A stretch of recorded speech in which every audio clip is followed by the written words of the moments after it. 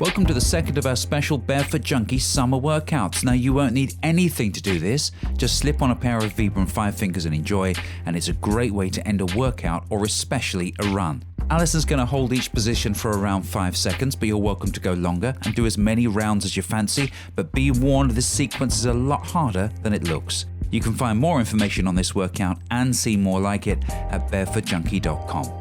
We're starting out in child's pose. Your knees will be apart and your feet are together. Stretch out your arms in front of you and put your forehead on the floor if you can.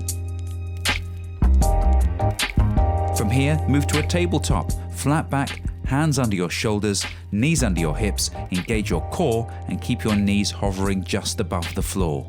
Now get into a down dog, a great stretch for your back and all the way down the back of your legs. All those muscles we use for running. Try to get your head back towards your legs and your heels as close to the floor as you can. Now this one's a little tricky to get into. You're aiming to get your foot right next to your hand outside your arm and keeping your body long and your hands flat on the floor. If you have to drop to your knees to get there, then that's fine. From here, open up into a dragonfly, stretching up as high as you can, getting your hands as far apart as possible.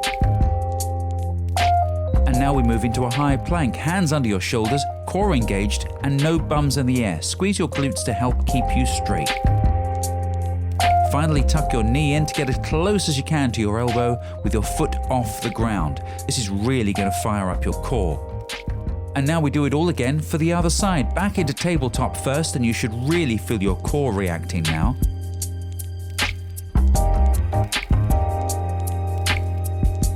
From here, that big stretch into the down dog. See if you can get further back this time and get your heels even closer to the floor. Runner's lunges next. You'll feel a big stretch in your hamstrings and your hip flexors with this one, and you can shift your weight forward or back to stretch more where you feel you need it the most. Arm up into a dragonfly now. Be careful not to turn your foot at the back.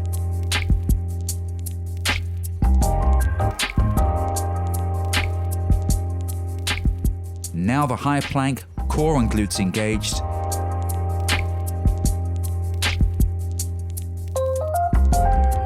And finally, tuck your knee in.